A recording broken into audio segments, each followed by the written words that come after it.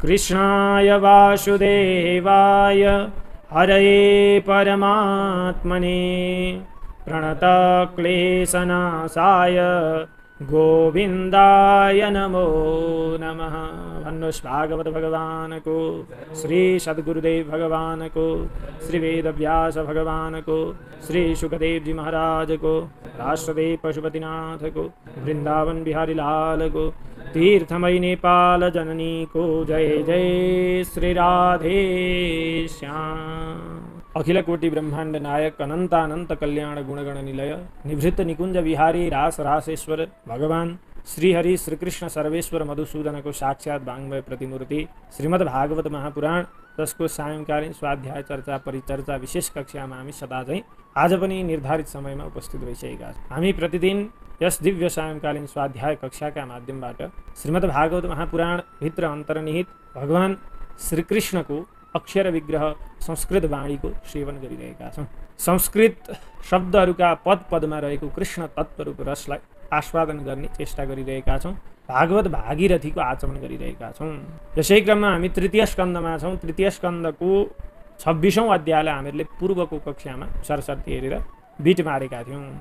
यहाँ विदुरजी महाराजलाई मैत्रेयजी महाराजले कर्दम ऋषिपत्नी देवहूति र भगवान कपिलदेव बीच भएको यो सांख्य तत्त्वको विवर्षरूप संवादलाई यहाँ श्रवण गराउँदै हुनुहुन्छ।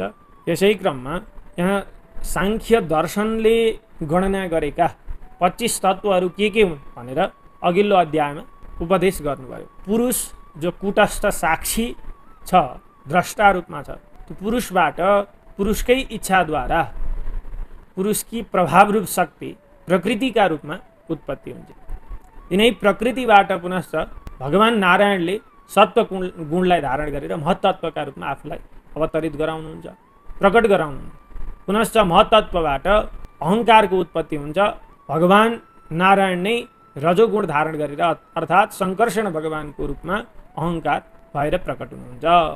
अनि पुनश्च अहङ्कारपछि मन, अन्तःकरण आदि अन्तःकरण चतुष्टयको उत्पत्तिको कथा, मन बुद्धि चित्त अहङ्कार। अनि त्यो अहङ्कार जो त्रिविध गुणद्वारा 3 प्रकारको भएको छ, सात्विक राजस तामस।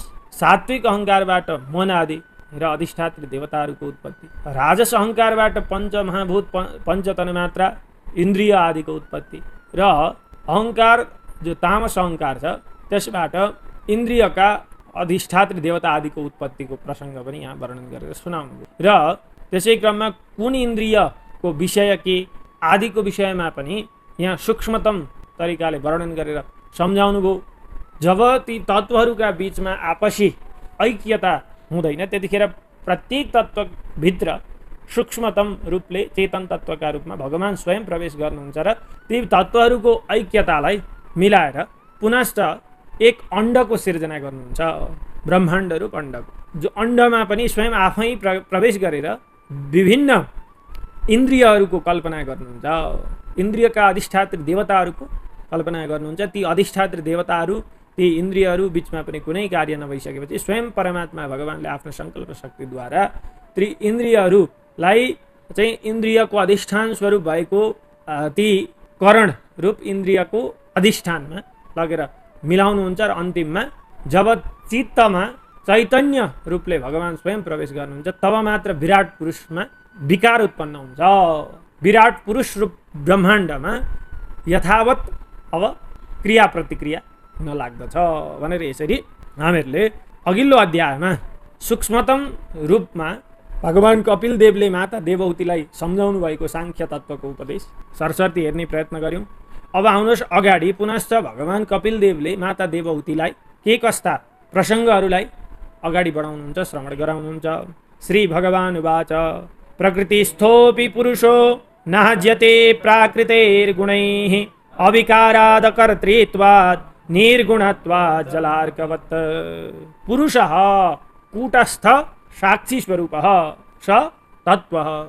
तो कूटस्थ साक्षी स्वरूप भएको द्रष्टा जो पुरुष छ भगवान नारायणको स्वरूप त्यो चाहिँ प्रकृतिस्थ अपि प्रकृतिमै रहन्छ, प्रकृतिभित्रै निवास गर्दछ चेतन तत्त्वका रूपमा, अथवा मानव शरीरभित्रै चैतन्य रहे जस्तै शरीर प्रकृति हो र शरीरभित्र रहेको चैतन्य तत्त्व पुरुष हो, पुरुषको स्वरूप हो। जसरी शरीरमा भित्रै रहेर पनि चैतन्य रूप त्यो आत्मतत्त्व पृथक छ शरीरभन्दा, त्यस्तै गरेर प्रकृतिस्थ अपि अविकारा शरीरका क्रोध लोभ मोह आदि विकृत धर्महरूद्वारा भिन्न भएकाले, अनि अकर्तृत्वात् आफूलाई कर्ता हुँ भन्ने त्यो कर्तृत्वको भाव नभएकाले, अनि निर्गुणत्वात् गुणरहित भएकाले गर्दा, त्यो गुण के त भन्दा सत्व रज तम जो प्रकृतिका त्रिगुणहरू छन् ती गुणहरूभन्दा भिन्न सत्व रज तम गुणदेखि परतिरको तुरीय अवस्थालाई प्राप्त गरेको भएकाले गर्दा, अथवा तुरीय स्वरूपको भएको कारणले गर्दा, जसरी जल अर्कवत सूर्यको छायालाई हामी जलमा पाउँछौँ, वास्तवमा त्यो जलभित्र रहेको सूर्यको छाया र जलमा अभिन्न सम्बन्ध छ, तर वास्तवमा जो सूर्य यथार्थ सूर्य आकाशमा रहेको छ त्योसँग जलको कुनै पनि सम्बन्ध हुँदैन। त्यस्तै गरेर शरीरभित्र आत्माको आभास छ चैतन्य स्वरूपमा, तर वास्तवमा आत्मा शरीरको धर्म ग्रहण गर्नेवाला होइन। आत्मा भनेको साक्षी द्रष्टा स्वरूप छ। केवल आकाशबाट सूर्य जललाई हेरिरहेका छन् जस्तो देखिन्छ, तर जलमा आएर सूर्य नै छन् कि भने जस्तो भान पनि हुन्छ। हो त्यस्तै केवल आत्मा द्रष्टाको रूपमा छ र शरीरभित्र आत्माको छाया जस्तो सूक्ष्मतम जीव तत्त्व प्रवेश गरेको छ, तर हामी के सम्झन्छौँ भन्दाखेरि वास्तवमा आत्मा र शरीर एकै हो भन्ने त्यो सम्झन्छौँ, तर त्यस्तो हुँदैन। हो यस्तै प्राकृतै गुणै प्रकृतिका गुणहरूद्वारा न नाज्यते, के हुँदैन विकृत हुँदैन आत्मा। आत्मा के छ सर्वदा प्रकृतिभन्दा भिन्न छ, सर्वदा सर्वथा भिन्न छ भनेर यहाँ माता देवहूतिलाई भगवान् कपिलदेव सम्झाउनुहुन्छ। अब अगाडि भन्नुहुन्छ स एष यर्हि प्रकृतेर गुणेष्वभिवि सज्जते अहं क्रिया विमूढात्मा कर्तास्मीत्यभिमन्यते। स एष त्यस्तो त्यो पुरुष यर्हि यसरी प्रकृति गुणेषु प्रकृतिका गुणहरूमा, प्रकृतिका गुण वास्तवमा सत्व रजतम, तिनै सत्व रजतम गुणद्वारा विभिन्न प्रकारका विकृतिहरू उत्पन्न हुन्छन्, क्रोध लोभ मोह अहम मम आदि। यी प्रकृतिका गुणहरूमा चाहिँ अहङ्क्रिया विमूढात्मा अहङ्कार रूप मम अथवा अहम यस्तो मेरो म यस्तो प्रकृतिको विकृत भावद्वारा चाहिँ प्रेरित भएको त्यो आत्मा आत्मतत्त्व जो आफूलाई मान्दछ त्यस्तो त्यो विमूढ मोहमा परेको भ्रममा परेको त्यस्तो आत्माले चाहिँ कर्ता अस्मि इति अभिमन्यते, म कर्ता हुँ भनेर भन्दछ। वास्तवमा त्यो चाहिँ प्रकृति गुणेषु अभिविसज्जते, चारैतिरबाट सर्वथा सबै तरिकाबाट चाहिँ ऊ प्रकृतिका गुणहरूमा मुछिएको छ। प्रकृतिको गुणहरूले चाहिँ काममय क्रोधमय वासनामय यस्तो बनाइदिएको छ, तर वास्तवमा कर्ताको त्यो अभिमान भए तापनि जीवको जो चेतन छ जो आत्मतत्त्व छ त्यो चाहिँ सर्वथा भिन्न छ। तर ऊ के भनिरहेको छ त भन्दा अहङ्कर्ता, म मेरो म हुने गर्ने भन्ने खालको त्यो अभिमान बोकेर अभिमानद्वारा आफ्नो शिरलाई कहिल्यै पनि ननिहुर्याइकन एकदम ठाडो भएर केवल मूढ भएर हिँडिरहेको छ। तेन संसार पदवी मवशो भेत्य निर्वृतः प्रासङ्गिकै कर्मदोषैः सदसन्मिश्र योनिषु। तेन त्यस्तो प्राकृतिक गुणहरूमा मुछिएर आफूलाई कर्ता मान्ने भएको त्यो आत्मा चाहिँ अथवा प्रासङ्गिकै प्रकृतिका दोषहरू प्रकृतिसँग कृतै, वास्तवमा प्रकृति केलाई मान्ने शरीरलाई, शरीरमा भएका इन्द्रियहरू इन्द्रियका विषयहरू छन्, विषयहरूले के गर्छ त भन्दाखेरि इन्द्रियलाई आकर्षण गर्छ। अब ती विषयसँग जो इन्द्रिय आकर्षण भइरहेका छन् आकर्षित भइरहेका छन् तीसँग चाहिँ आसक्त भएका ती इन्द्रियहरू यो प्रासङ्गिकै प्रकृतिसँग युक्तै प्रकृतिका सँगले युक्त भएका जति पनि कर्मदोषै कर्मरूप दोषहरू छन् हो, यी दोषहरूबाट चाहिँ अवशः स्वयं आफू आफ्ना वशमा पर्न नसकेको परवश भएको यस्तो र अनिर्वृत भनेको ती विषयका आसक्तिबाट विमुख हुन नसकेको सांसारिक भोग्य पदार्थ र तिनीहरूको आसक्तिबाट रहित हुन नसकेको त्यो आत्मा जो छ त्यो चाहिँ सत असत मिश्र योनिषु संसार पदवीम अभ्येति। संसार पदवीम, संसार रूप यो असार जगतमा सत असत मिश्र योनिषु भनेको कहिले राम्रो योनिमा पर्दछ, कहिले नराम्रो योनिमा पर्दछ, कहिले चाहिँ मिश्र बीचको योनिमा, अथवा सत भन्नाले देवताको शरीर धारण गरेर कहिले आइपुग्छ, कहिले असत भनेको विभिन्न जीव जन्तु पशुको शरीर धारण गरेर आउँछ, मिश्र योनिषु भनेको कहिले थोरै तिनु बुद्धि भएको, थोरै तिनु पशुत्व भावले पनि युक्त भएको मनुष्य योनिमा आइपुग्छ कहिले। यसरी सांसारिक त्यो चक्कर जीवले काटिरहेको हुन्छ सदा सर्वदा भनेर यहाँनिर मातालाई बुझाउनु भयो। अब अगाडि भन्नुहुन्छ अर्थे ह्यविद्यमानेऽपि संसृतेर्न निवर्तते ध्यायतो विषयानस्य स्वप्नेनर्थागमो यथा। यथा जसरी स्वप्नमा अनर्थागम, वास्तवमा त्यो मानौ सपनामा एउटा करोडौँ पर्ने गाडी उपहारमा पर्यो, त्यो व्यक्ति त्यति नै खुसी भइरहेको हुन्छ त्यो स्वप्न अवस्थामा पनि, आहा मलाई चाहिँ करोड पर्ने गाडी पर्यो चिठामा भनेर चाहिँ खुसी भइरहेको हुन्छ। वास्तवमा त्यो स्वप्न कस्तो छ त भन्दा अनर्थागम, त्यहाँ वास्तविक पदार्थ त्यो हुँदैन, त्यो स्वप्न चाहिँ केवल स्वप्न मात्रै हुन्छ। हो त्यस्तै गरेर अर्थे अविद्यमाने अपि, यो सांसारिक जति पनि विषय भोग्य पदार्थहरू छन् ती अविद्यमाने अपि नभए तापनि अब विषयान ध्यायतः, विषयतिर चाहिँ अभिमुख भएका, विषयलाई हमेशा चिन्तन गरिराख्ने व्यक्तिहरू, वास्तवमा अहिले व्यक्तिको लक्ष्य के हुन्छ त भन्दा विषयलाई प्राप्त गर्नु नै परम लक्ष्य मानेको हुन्छ व्यक्तिले, तर वास्तवमा उसको विषयलाई प्राप्त गर्नु उसको परम लक्ष्य त होइन। मनुष्यको परम लक्ष्य भनेको केवल भगवत तत्त्वको चिन्तन अथवा भगवत तत्त्व प्राप्ति हो, तर उसले के सोचिरहेको छ भन्दा मेरो परम लक्ष्य भनेको विषय सुख, मैले चाहिँ जीवनमा धेरै धनार्जन गर्नुपर्छ र सुखशैल प्राप्त गर्नुपर्छ, मेरा पुत्र सन्तति आदिलाई मैले सुख दिनुपर्छ भन्ने उसले वास्तवमा सोचेको हुन्छ। तर मनुष्यत्वको परम लक्ष्य भनेको त्यो होइन। हो त्यस्तै विषयान ध्यायतः, निरन्तर विषयलाई चाहिँ ध्यान गरिरहेको, चिन्तन गरिरहेको त्यस्तो अस्य त्यो व्यक्ति जो पुरुष छ, जो जीव छ, त्यसले चाहिँ संसृतिर न निवर्तते, संसारको जन्म मरण रूप चक्करलाई कहिले पनि छुटकारा पाउन सक्दैन, त्यसबाट जन्म मरण रूप चक्करबाट कहिले पनि छुटकारा पाउन सक्दैन। जसरी स्वप्नको त्यो अर्थागम, कुनै चिजको प्राप्ति जाग्रत अवस्थामा आएपछि त्यो त व्यर्थ हो रहेछ भन्ने थाहा पाइन्छ, त्यस्तै गरेर यो सांसारिक पदार्थहरूको आसक्ति पनि जब हामीहरूले त्यो उच्चतम भगवत तत्त्वको साक्षात्कार गर्न सक्छौँ तब मात्र हामीहरूलाई भान हुन्छ भनेर आमालाई यहाँनिर भगवान कपिलदेवले बताउनु भयो। अतएव शनैश्चित्तं प्रसक्तमशतां पथि भक्ति योगेन तीव्रेण विरक्त्या च नयेद्वशम्।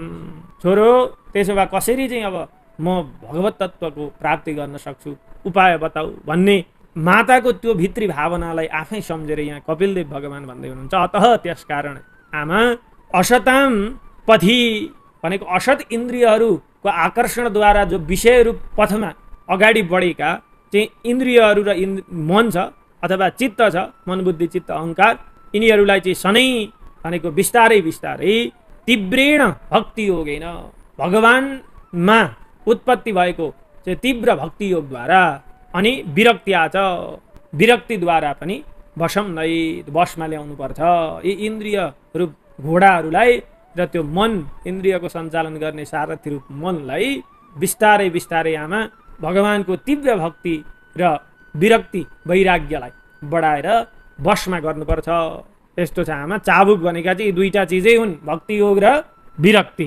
त्यसकारण यी दुईको सहायताले नै भगवानतिर मनलाई ल्याउन सकिन्छ, चित्तलाई ल्याउन सकिन्छ भनेर बढाउनु भयो। अर्को पनि उपाय छ आमा भन्नुहुन्छ यहाँनिर, यमादिभिर योग पथे अभ्यसेन श्रद्धयान्वितः मयि भावेन सत्येन मत्कथा श्रवणेन च।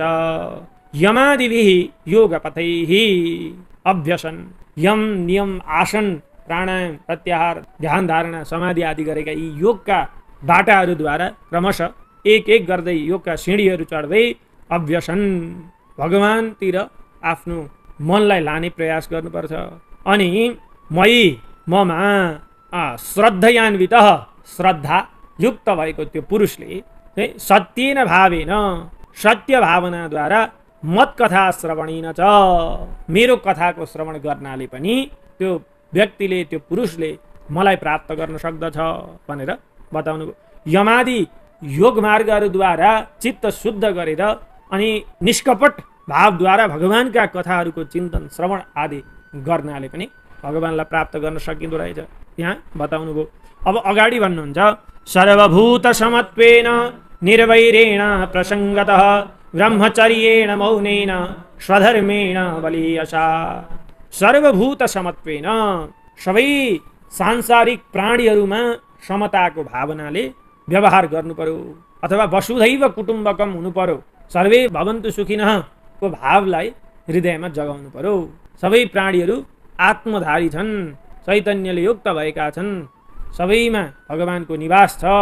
म भित्र जुन चेतना छ ती प्राणीमा पनि त्यही चेतना छ, म जस्तै हुन् ती भन्ने यस्तो सम्झेर सारा संसारलाई आफूमय देख्नु पर्यो। सुरामुनिदेखि भुसुनासम्म प्रभु नै सबका घटमाटम्म भन्ने यो धारणालाई जगाउनु पर्यो, बढाउनु पर्यो। अनि त्यस्तै गरेर निर्वैरेण, कुनै पनि व्यक्तिसँग अथवा वस्तुसँग वैरता पाल्नु पर्यो। अजात शत्रु हुनु पर्यो, युधिष्ठिर भएर युधिष्ठिरको त्यो भावलाई प्राप्त गर्नु पर्यो। कुनै पनि प्राणीमा द्वेष वैर यो भावलाई राख्नु भएन। अनि त्यस्तै गरेर अप्रसङ्गतः, सांसारिक बन्धनका रूप भएका परिवार, मित्र, बन्धु बान्धव, श्रीमती, छोराछोरी आदि गरेका यी जति पनि सांसारिक बन्धनका कारणहरू छन् यिनीहरूमा आसक्ति गर्नुभयो। केवल भगवानको सेवा गर्नु छ मैले, र म यो सांसारिक रङ्गमञ्चमा एउटा नाटकको पात्र मात्रै हुँ। जब मेरो पात्रत्व सकिन्छ त्यतिखेर मैले यो रङ्गमञ्चबाट बाहिर निक्लिनुपर्छ भन्ने त्यो भावना, सांसारिक धर्मको निर्वाह गर्नु पर्यो। तर कसरी भन्दाखेरि म केवल नाटक गरिरहेको, भित्री भाव जगाएर गर्नु पर्यो। यसरी अप्रसङ्गतः, अनासक्त भएर, ब्रह्मचर्येण, ब्रह्मचर्यमा रहेर, अनि मौनेन, मौन रहेर, अथवा बलीयसा स्वधर्मेण, स्वधर्ममा दृढ भएर आफ्ना वर्णाश्रम धर्महरूको जो श्रुतिद्वारा बताइएको छ, जो स्मृतिद्वारा बताइएका छन्, यी मार्गहरूलाई अवलम्बन गर्दै अनुसरण गर्दै गर्दै आफ्नो स्वधर्मको पालन गरेर पनि मलाई प्राप्त गर्न सकिन्छ भनेर बताउनु भयो। अब अगाडि भन्नुहुन्छ, यदृच्छयोपलब्धेन सन्तुष्टो मितभुङ् मुनिः विविक्त शरणः शान्तो मैत्रः करुणात्मवान्। यदृच्छया उपलब्धेन, जो प्रारब्धबाट जो आफूलाई प्राप्त भएको छ त्यही प्राप्त चिजमा नै के हुनु पर्यो, सन्तुष्ट हुनु पर्यो। अनि मितभुक भनेको केवल प्राण धारणका लागि मात्रै भोजन गर्नु पर्यो। भोजनका लागि म होइन, मेरो प्राण धारणका लागि भोजन हो भन्ने यो भावनाले रहनु पर्यो। यस्तो खालको मुनि मननशील व्यक्ति, अनि विविक्त शरण, एकान्त सेवी, एकान्तवासी, अनि शान्त स्वरूप भएको, शान्त स्वभाव भएको, मैत्र, चारैतिर सबै प्राणीहरूमा मैत्री भावले युक्त भएको, करुणापरायण र आत्मतत्त्वको ज्ञान भएको, आत्मतत्त्वलाई भलिभाँति जान्ने त्यो व्यक्ति नै मलाई प्राप्त गर्ने अधिकारी हुन्छ भनेर यहाँ मातालाई भन्नुभयो। अब अगाडि भन्नुहुन्छ, सानुबन्धे च देहेस्मिन् अकुर्वन्न सदाग्रहं ज्ञानेन दृष्टतत्त्वेन प्रकृते पुरुषस्य च। प्रकृतेः पुरुषस्य च, प्रकृति र पुरुषको यथार्थ तत्त्वदृष्टिलाई प्राप्त गरेको, दृष्टतत्त्वेन यथार्थतापूर्वक प्रकृति र पुरुषको ज्ञानलाई गराउन सक्ने त्यस्तो ज्ञानद्वारा प्रकृतेः पुरुषस्य च दृष्टं तत्त्वं येन तेन ज्ञानेन, त्यो ज्ञानले युक्त भएको। अनि अस्मिन् देहे सानुबन्धे भनेको सांसारिक बन्धनमा लगाउनेवाला, फसाउनेवाला भएका आफ्ना शरीर सम्बन्धी व्यक्तिहरू, तिनीहरूले युक्त भएको यो शरीरमा चाहिँ असदाग्रहम अकुर्वन्। असदाग्रह भनेको अहम ममता, असदाग्रहम अहम ममता, म मेरो यो भावनाले चाहिँ मान्छेलाई बन्धनमा जसै जकड छ। त्यसकारण यस्ता खालका भावनालाई त्यागेको त्यो व्यक्ति जो छ त्यसले मलाई प्राप्त गर्न सक्दछ भनेर पुनश्च मातालाई भन्नुभयो। फेरि अगाडि भन्नुहुन्छ, निवृत्त बुद्ध्यवस्थानो दूरीभूतान्यदर्शनः उपलभ्यात्मनात्मानं चक्षुषेवार्कमात्मद्रेक्। निवृत्त बुद्ध्यवस्थानः, बुद्धिका तीनटा अवस्था, जाग्रत, स्वप्न, सुषुप्ति अवस्था, ती अवस्थाबाट चाहिँ निवृत्त भइसकेको, जाग्रत, स्वप्न, सुषुप्ति, यी तीनै अवस्थाबाट निवृत्त भएको अनि दूरीभूतान्य दर्शन, अन्य दर्शन, अरू सांसारिक पदार्थ विषय यी सबैबाट चाहिँ दृष्टिलाई हटाएर केवल भगवानमा मात्रै दृष्टिपात गर्ने भएको, सारा संसारमा भगवानलाई देख्ने, सर्वम विष्णुमयम जगत भनेर जसले सारा संसारलाई विष्णुमय देख्न सक्दछ, यस्तो हो त्यस्तो व्यक्तिले चाहिँ चक्षुषा अर्कैव, जसरी सूर्यलाई चक्षुले आँखाले चक्षुरिन्द्रियले देख्दछ, त्यस्तै गरेर आत्मद्रष्टा आत्मतत्त्ववेत्ता त्यो पुरुषले आत्मना आत्मानं उपलभ्य, आत्मना भनेको आफू स्वयंद्वारा, आत्मद्वारा चेतनद्वारा आत्मानं आफैलाई चाहिँ उपलभ्य प्राप्त गर्दछ।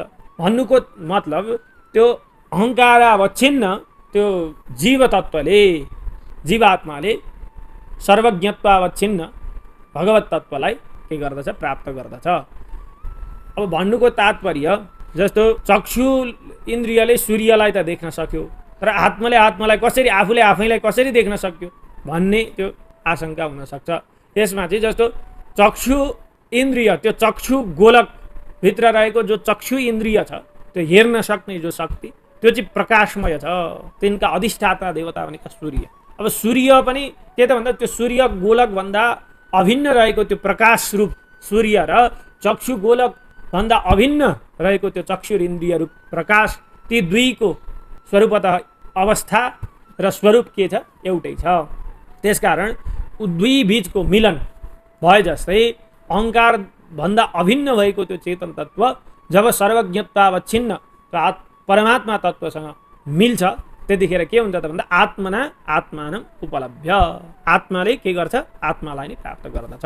त्यो भनेर हामीहरूले बुझ्नु पर्यो। यहाँ मातालाई भन्दै हुनुहुन्छ, अब अगाडि भन्नुहुन्छ मुक्तलिङ्गम सदाभास मसति प्रतिपद्यते सतो बन्धुमस चक्षुः सर्वानुस्यूतमद्वयम्। मुक्तलिङ्गम त्यो शरीरबाट मुक्त भएको, म शरीर हुँ भन्ने त्यो चाहिँ जुन अहङ्कार छ त्यसबाट मुक्त भएको त्यो जीवात्मा, त्यसले चाहिँ असत इन्द्रियहरूको त्यो विषय हो यो संसार भन्ने सदाभास त्यो आभासलाई चाहिँ उसले प्राप्त गर्दछ। अनि सतः बन्धुम, सत पदार्थको आत्मतत्त्वको चाहिँ बन्धुम भनेको साधन रूप भएको परमात्मा तत्त्वलाई, सतः बन्धुम अथवा निर्गुण निराकार परमात्मा तत्त्व जो विषयासक्त रहित जीवात्मालाई बन्धु रूप मान्दछ, त्यसलाई चाहिँ के गर्दछ त भन्दा प्रतिपद्यते, प्राप्त गर्दछ। भने जस्तै असत चक्षु सर्वानुस्यूतमद्वयम्, यस्तो असत चक्षु जो असत चाहिँ विषयको वासना रूप संसारमा लागिरहने भएको त्यो चक्षुरिन्द्रियको त्यो स्वरूप जस्तै मानौ त्यो जीवात्मा, त्यसले चाहिँ के गर्दछ त भन्दाखेरि सर्वानुस्यूतम अद्वयम्, जब भगवानलाई प्राप्त गर्दछ, शरीरलाई आफू हु भनेर भन्दैन, अकर्ता भावमा पुग्दछ, त्यतिखेर सर्वानुस्यूतम भनेको सबै प्राणीहरूका अन्तःकरणमा भगवान परमात्मा परम तत्त्वको निवासलाई उसले देख्दछ र अद्वयम त्यसलाई त्यो जीव र परमात्मा बीचको त्यो द्वैध व्यवस्था जो आभास हुन्छ त्यसबाट चाहिँ ऊ के हुन्छ, मुक्त हुन्छ र केवल एकत्वको भावले सारा संसारलाई देख्दछ। यस्तो अवस्थामा पुग्दछ। अब त्यहाँ अर्को श्लोकमा यहाँ सम्झाउँदै हुनुहुन्छ, यथा जलस्थ आभास स्थलस्थेनावदृश्यते स्वाभासेन यत्तथा सूर्यो जलस्थेन दिवि स्थितः। यथा जलस्थ सूर्य, जलमा रहेको सूर्य, अब त्यसको आभास जो आभास छ के हुन्छ भने सर्वप्रथम सूर्यको छाया जलभित्र पर्छ। अब त्यही छायाको छाया चाहिँ गएर भित्तामा देखिन्छ। सूर्यको छाया जलमा पर्यो र त्यो जलभित्रको सूर्यको छाया चाहिँ गएर स्थलमा कुनै भित्तामा गएर देखियो। अनि त्यहाँ के त भन्दा त्यो सूर्यमा चाहिँ हलचल आए जस्तो, विकृत भए जस्तो, हावाले पानीलाई हल्लाइदिँदाखेरि सूर्य चाहिँ हल्लिएको जस्तो त्यस्तो आभास भइरहेको हुन्छ। यथा जलस्थ आभास, जलमा रहेको सूर्यमा चाहिँ त्यो चाहिँ हलिएको जस्तो, सूर्यमा विकार भएको जस्तो यस्तो आभास भइरहेको हुन्छ। स्थलस्थेन अवदृश्यते स्वाभासेन, स्थलस्थेन आभासेन अवदृश्यते। अब त्यो चाहिँ कसरी एउटा व्यक्तिले थाहा पाउँछ त भन्दाखेरि आफू हिँडिरहेको हुन्छ, माथि सूर्यको किरण आफूमा पर्ने बित्तिकै आफ्नो छाया चाहिँ परभित्तामा आफू सँगसँगै हिँडेको जस्तो देखिन्छ। भनिसकेपछि त्यो आफ्नो छाया भन्ने त्यो व्यक्तिले थाहा पाउँछ र उसले के पनि त्यो बुझ्छ त भन्दाखेरि सूर्यको छाया जलमा आयो, जलबाट चाहिँ प्रतिबिम्बित भएर स्थलमा आयो भन्ने यसरी बुझ्दछ। र वास्तवमा त्यो सूर्य जलस्थेन दिविस्थित, त्यो जलमा चाहिँ रहेको जस्तो देखिन्छ, तर वास्तवमा त्यो दिविस्थित आकाशमा छ त्यो सूर्य भनेर व्यक्तिले जान्दछ।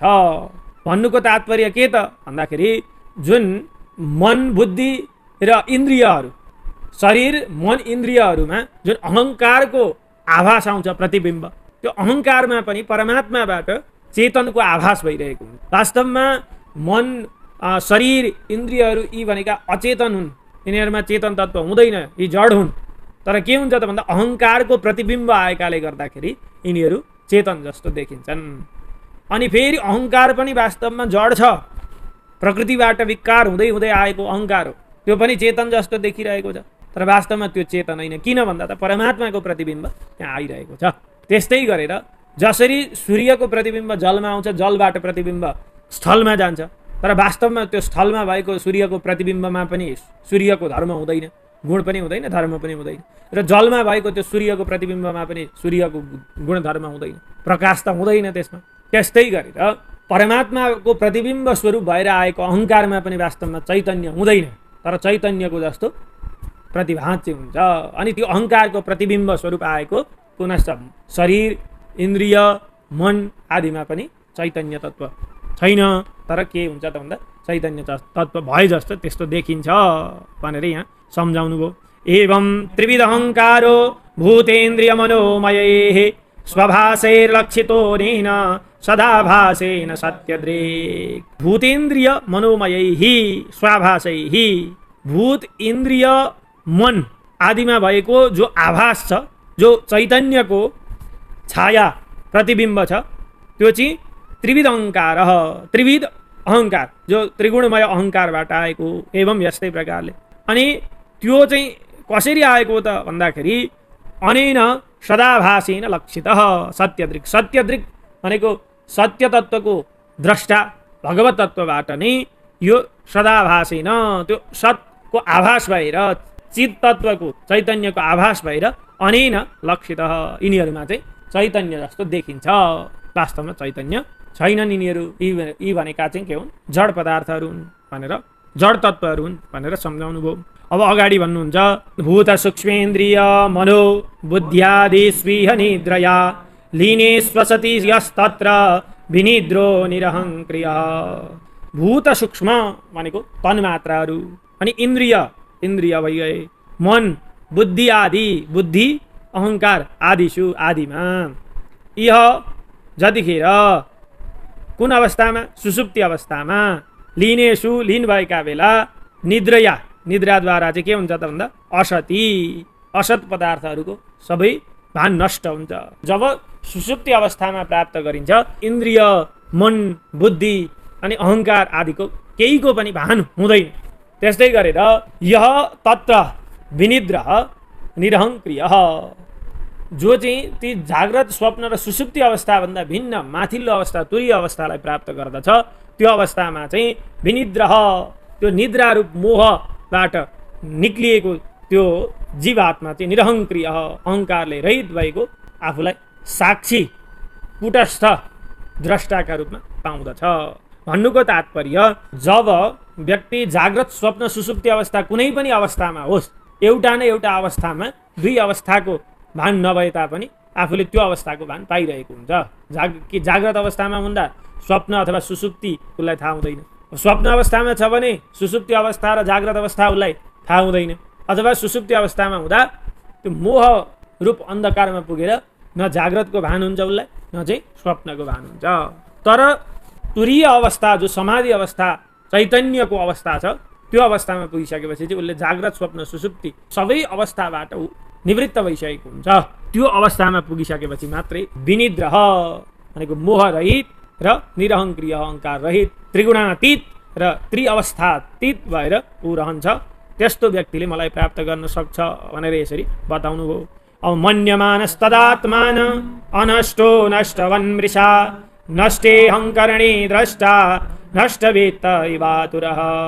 जतिखेर सुषुप्ति अवस्थामा व्यक्ति पुगेको हुन्छ त्यतिखेर चाहिँ के हुन्छ भन्दाखेरि उसले न जाग्रत अवस्थालाई थाहा पाउँछ, त्यसै त त्यो तमोमय चाहिँ सुषुप्ति अवस्थालाई प्राप्त गरेको हुन्छ। नष्टे अहङ्करणे, त्यो सुषुप्ति अवस्थामा गएर अहङ्कारको नष्ट भइसक्दा चाहिँ के हुन्छ भन्दाखेरि नष्टवित्त आतुरैव, नष्टे अहङ्करणे नष्टवित्त आतुरैव, धन हराएको कुनै लोभी व्यक्ति जस्तो आतुर व्यक्ति जस्तो द्रष्टाले चाहिँ के गर्छ त भन्दाखेरि वास्तवमा ऊ कस्तो छ भन्दा अनष्ट, उता चाहिँ कहिल्यै नाश नहुने खालको त्यो आत्मतत्व छ, तर मृषा ऊ भ्रमले के गर्छ आफूलाई भन्दाखेरि तदा त्यो समयमा आत्मानं नष्टवत, आफू चाहिँ नष्ट भएको जस्तो मन्यमान मान्दछ, आफूले आफैलाई नष्ट भएको जस्तो मान्दछ। कसरी भन्दा एउटा लोभी व्यक्ति जसको धन हराएको छ त्यस्तै आतुर भएको छ, म त सकिएँ कि भने जस्तो गर्छ, छटपटाउँछ, त्यस्तो अवस्थामा पुग्छ। सबै तत्त्वहरूको सुषुप्ति अवस्थामा लीन हुँदाखेरि व्यक्ति आतुर हुन्छ, तर चैतन्य अवस्था जो भावातीत अवस्थामा पुग्छ त्यो अवस्थामा पुगेको व्यक्ति चाहिँ न जाग्रत न सुषुप्ति स्वप्न यी तीनै अवस्थाबाट पार भएको र आफूले आफैलाई बिर्सिएको देह गिहको भानबाट शून्य रहित भएको त्यस्तो अवस्थामा प्राप्त गर्दछ भनेर यहाँनिर माता देवहूतिलाई भगवान कपिल देवले आत्मतत्व दर्शनको उपाय, कस्ता व्यक्तिले आत्मतत्वको दर्शन गर्न सक्छन्, भगवत तत्वलाई प्राप्ति गर्न सक्दछन् भन्ने यी उपायहरू बताउँदै हुनुहुन्छ। हामीहरूले आजको यो बसाइमा यहाँसम्मका विषयवस्तुलाई हेर्ने प्रयत्न गऱ्यौँ। अब यहाँभन्दा अगाडिको विषयवस्तु अर्को बसाइमा हेर्ने प्रयत्न गर्नेछौँ। आजको यो बसाइ भगवान श्री कपिलदेवका श्री चरणमा विश्राम। कृष्णाय वासुदेवाय हरे परमात्मने प्रणत क्लेशनाशाय गोविन्दाय नमो नमः। भन्नुहोस् भागवत भगवानको।